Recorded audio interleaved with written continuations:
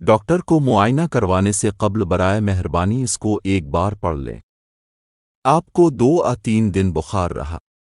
اگر آپ نے کوئی دوا نہ بھی لی ہوتی تو کچھ دنوں میں آپ کا جسم خود بخود ٹھیک ہو جاتا، لیکن اب ڈاکٹر کے پاس چلے گئے۔ شروع میں ہی ڈاکٹر نے کئی ٹیسٹ لکھ دیے۔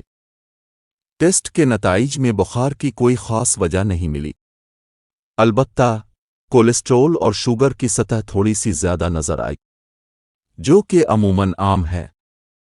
بخار تو اتر گیا، لیکن اب آپ صرف بخار کے مریض نہیں رہے۔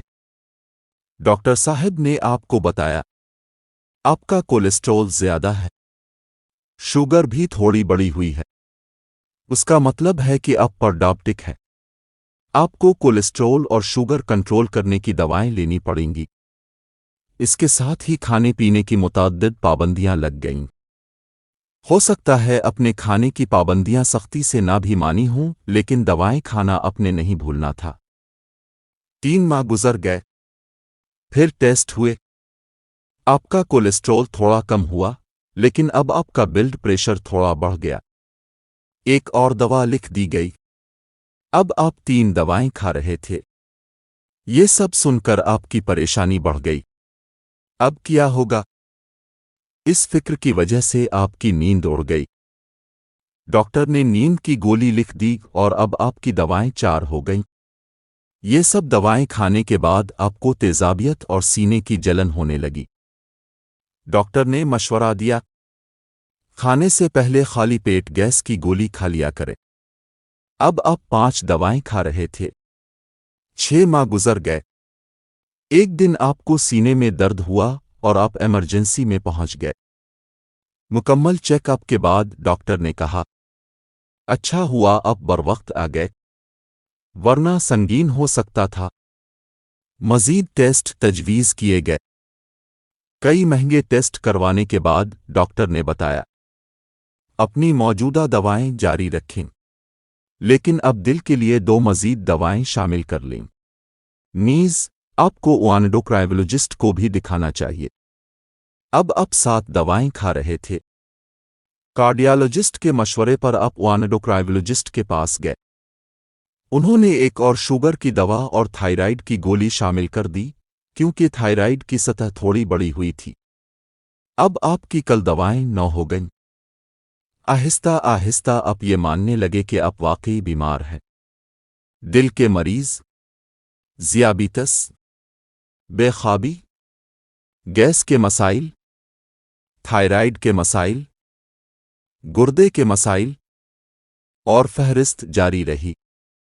کسی نے آپ کو نہیں بتایا کہ آپ ارادہ، خود اعتمادی اور طرز زندگی میں تبدیلی لا کر اپنی صحت بہتر بنا سکتے ہیں، بلکہ آپ کو بار بار بتایا گیا کہ آپ ایک سنگین مریض ہیں، کمزور ہیں، ناکارہ ہیں اور ٹوٹے ہوئے انسان ہیں۔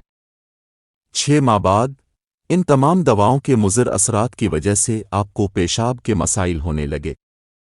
مزید ٹیسٹ سے گردوں کے مسائل کا پتہ چلا۔ ڈاکٹر نے مزید ٹیسٹ کیے۔ رپورٹ دیکھ کر کہا کریٹینین کی سطح تھوڑی بڑھ گئی ہے، لیکن فکر نہ کریں جب تک آپ باقاعدگی سے دوائیں لیتے رہیں گے۔ انہوں نے 2 مزید دوائیں شامل کر دیں۔ اب آپ 11 دوائیں کھا رہے تھے۔ اب آپ کھانے سے زیادہ دوائیں کھا رہے تھے، اور ان دواؤں کے مضر اثرات کی وجہ سے آپ آہستہ آہستہ موت کی طرف بڑھ رہے تھے۔ اگر ابتدا میں جب آپ پہلی بار بخار کی وجہ سے ڈاکٹر کے پاس گئے تھے، ڈاکٹر نے صرف یہ کہہ دیا ہوتا پریشان ہونے کی ضرورت نہیں، یہ صرف ہلکا بخار ہے، دوائی کی ضرورت نہیں، آرام کریں، زیادہ سے زیادہ پانی پئیں، تازہ پھل اور سبزیاں کھائیں، صبح کی سیر کریں، بس کسی دوا کی ضرورت نہیں۔ لیکن پھر ڈاکٹر اور دواساز کمپنیاں اپنی روزی کیسے کماتیں؟ سب سے بڑا سوال ڈاکٹر کس بنیاد پر مریضوں کو high cholesterol, high blood pressure, ذیابیطس، دل کی بیماری یا گردے کی بیماری کا مریض قرار دیتے ہیں؟ یہ معیارات کون طے کرتا ہے؟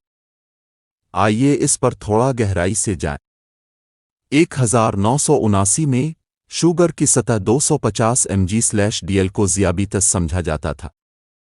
उस वक्त दुनिया की सिर्फ 3-5 आबादी टाइप 2 ज़ियाबीतस में शुमार होती थी।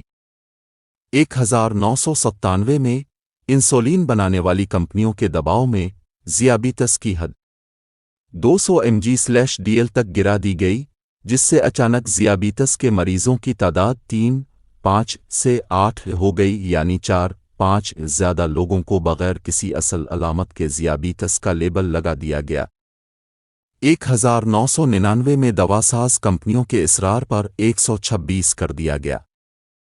1999 में आलमी इदारा सेहत WHO ने इस गाइडलाइन को कबूल कर लिया। इंसुलिन कंपनियों ने भारी मुनाफा कमाया और मज़ीद फैक्ट्रियां खोल ले।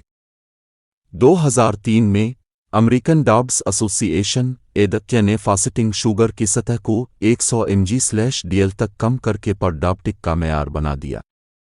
नतीजे में 27 लोग बिलावजा ज़ियाबीतस के ज़ुमरे में आ गए। फ़िलहाल ADA के मुताबिक खाने के बाद शुगर 140 mg/dl को ज़ियाबीतस समझा जाता है। इसकी वजह से दुनिया की तकरीबन 50 आबादी को अब ज़ियाबीतस का लेबल लग चुका है, जिनमें से बहुत से वाकई बीमार नहीं हैं। भारतीय दवासाज कंपनियां इसे मज़ीद कम करके HbA1c 5 करने की कोशिश कर रही हैं, ताकि मज़ीद लोगों को मरीज़ बनाकर दवाओं की फ़रोख्त बढ़ाई जा सके। बहुत से माहिरीन का ख्याल है कि HbA1c 11 तक को ज़ियाबीतस नहीं समझना चाहिए। एक और मिसाल, 2012 में एक बड़ी दवासाज कंपनी पर अमरीकी सुप्रीम कोर्ट ने $3 बिलियन का जुर्माना आयद किया। उन पर इल्ज़ाम था कि 2007-2012 के दरमियान उनकी ज़ियाबीतस की दवा ने दिल के दौरे का खतरा 43 तक बढ़ा दिया था। कंपनी को ये पहले से मालूम था, लेकिन मुनाफा के लिए जानबूझकर छुपाया गया। इस अरसे में उन्होंने $300 बिलियन का मुनाफा कमाया। ये आज का जदीद तरीन मेडिकल सिस्टम है। सोचें, गौर करना शुरू करें।